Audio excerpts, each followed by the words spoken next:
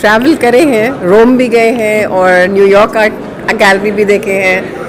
तो अल्हम्दुलिल्लाह, like I have seen, yes I have travelled. But what I feel is our area really needs art to be one more form of culture and education that should be instilled within the minds of each and every student, not as a mean of earning but also as a means of expression. So what I would like to say is, as doctors, we heal people and but as artists you give life to people through your art, through your through your thinking, through your beautification, through anything. I mean, it's just too beautiful. It's beyond comprehension. Gulbarga के लोगों को क्या कहना चाहेंगे, क्योंकि artist के जितने भी इवेंट्स मैंने कवर किए, जी, दे हैव ए कंप्लेंट कि उनको यहाँ पर रिस्पांस नहीं मिल रहा. That's why they are going to Mumbai, Bangalore and other cities. तो पब्लिक को आप क्या कहना चाहेंगे आर्ट के बारे में? आई वुड टेक रिस्पॉन्सिबिलिटी, क्योंकि हम स्कूल चला रहे हैं, कॉलेज चला रहे हैं, तो राइट फ्रॉम देयर कि बच्चा जब स्कूल आता है वहाँ से हम उनको इनकलकेट करेंगे कि art is an integral part of our life. उसको जाने मत दीजिए. It helps you through your good phases and elevates you through your bad phases. तो गुलबर्गा के लोगों के लिए इतना ही कहना है कि yes, we have to appreciate art. We appreciate art outside, but we first have to start with ourselves. And thank you so much. We hope the next M.F. Hussain and Picasso and everybody comes from Gulbarga Sharif. Inshallah. Uncle, कैसा लग रहा है आपके बेटे का आज एक solo exhibition competition है, और जहाँ तक मुझे मालूम है ये एक आर्टिस्टों के खानदान से है, तो आप ये एग्जीबिशन देखकर कैसा लगा? हमारे दौर में तो इतना जो है आर्ट का ये नहीं था लोगों में शौक, और कोई उसको पसंद भी नहीं करता था ये आर्टिस्ट है.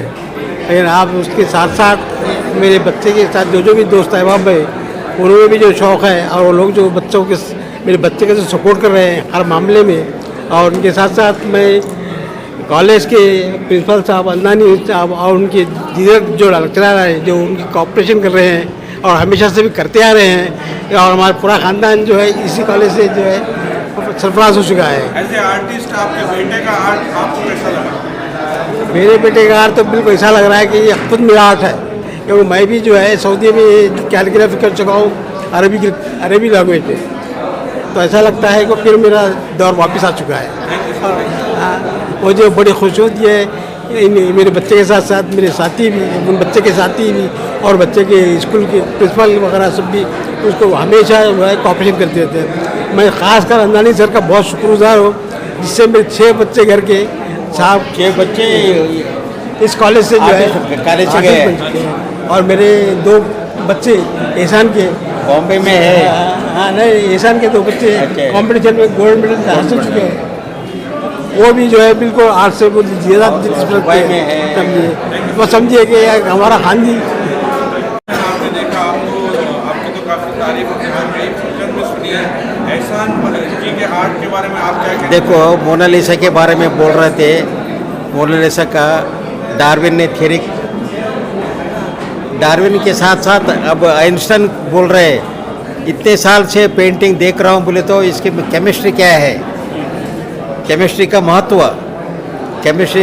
महत्व जो बता रहे हैं ना, वो पेंटिंग ही बता रहे हैं बोल रहे थे. इसके साथ कैलीग्राफी में बहुत सारे हमारे यहाँ बुजुर्ग जितने भी गए हैं कैलीग्राफी के ऊपर बहुत सारे काम किए, और स्पेशली उर्दू कैलीग्राफी बहुत इंटरेस्टिंग सब्जेक्ट है. बहुत हिंदी फिल्म जितने भी पॉपुलर हो गए वो कैलीग्राफी के ऊपर ही पॉपुलर हो गए. सर, मैं जब से हॉल में आया थोड़ा कश्मकश में हूँ, क्योंकि ये आर्ट गैलरी का हॉल है और आप हॉल में काफ़ी सन्नाटा है. जैसे कि ये पेंटिंग्स अगर निकल जाएंगे तो आर्ट हॉल प्लेन रहेगा. इसकी क्या रीज़न है, क्यों इसको कुछ डिज़ाइन नहीं दिया गया, क्या हो जाए?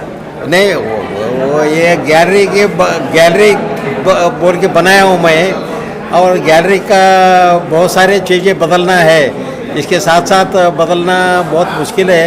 फाइनेंशियली अच्छे साउंड होना चाहिए. एक कलाकार के पास भी मैं एक पैसा नहीं लेता. और ये एग्जीबिशन है ना, एक दिल से आता है, एक माइंड से आता है, एक हाथ से आता है, और इनका जो एक्सप्रेशन है ना वो लोगों को मालूम होना और ये पूरा लोग देखना और खुश हो जाना, ये बहुत इम्पोर्टेंट है। और कैलीग्राफी पढ़ना, कैलीग्राफी के बारे में भी इतने बड़ा काम कर रहा हूँ, ये समझ में आना ना लोगों को, ये बहुत मुश्किल है। कैसा लग रहा है एहसान साहब, आज सोलो एग्जीबिशन आपका हुआ, कुछ दिन पहले भी आप लोगों ने एक प्रोग्राम किया था और कई सारे गुलबर्गा की दिग्गज हस्तियों ने इस प्रोग्राम को टाइम दिया।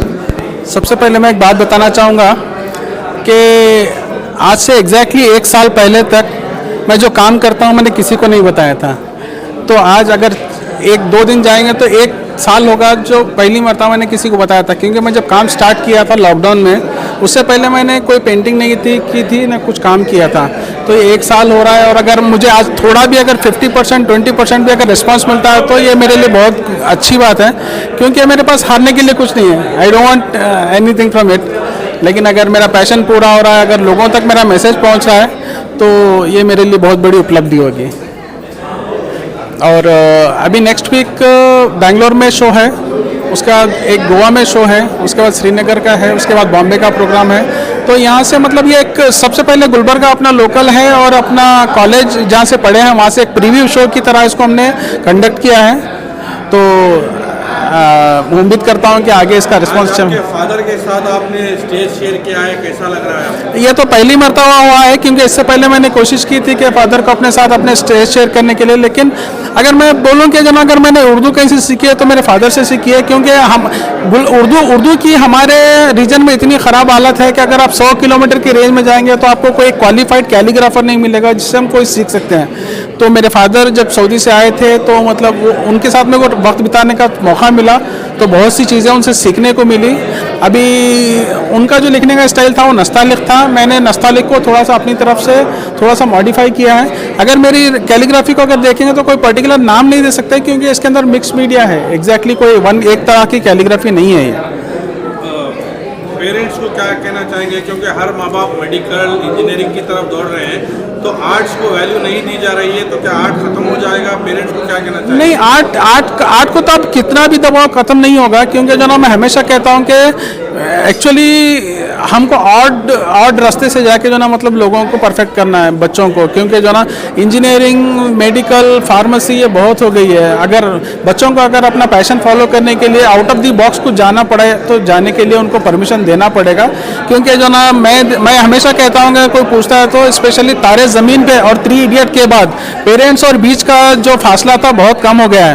तो पेरेंट्स बच्चों की बात समझ रहे हैं, बच्चे पेरेंट्स की बात समझ रहे हैं। अगर ये दोनों कहीं एक प्लेटफॉर्म पे आके मिलेंगे तो जो फासला हमेशा से था वो हमेशा के लिए ख़त्म हो जाएगा और बच्चों को अपना पैशन फॉलो करने का टाइम भी मिलेगा और वक्त भी मिलेगा। चीफ गेस्ट या जो भी लोग इस प्रोग्राम में, मैं सभी चीफ गेस्ट का, स्पेशली डॉक्टर दिलनाज मुजीब का, डॉक्टर प्रोफेसर अंदानी का, मेरे डैड का और प्रभाकर जोशी जो आ नहीं सके, और अयाजुद्दीन पटेल साहब का, और मेरे सीनियर्स जो जिसने मुझे मदद की है जाके, जैसे कि अयाजुद्दीन पटेल हैं, डॉक्टर रहमान पटेल हैं, शाहिद पाशा हैं, हाजी मलंग हैं, नीला सर हैं, और जो ना हमारे राजशेखर सर हैं, प्रकाश गढ़कर सर हैं, जालियार सर हैं, मशालकर सर हैं, मैं संतोष राठौड़ हैं, और जो ना मतलब मल्लिकार्जुन कटके हैं।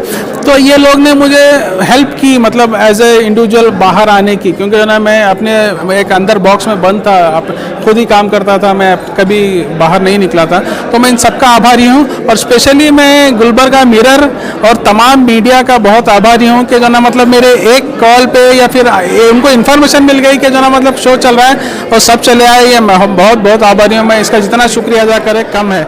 मैं सबको इंडिविजुअली थैंक यू बोलता हूँ।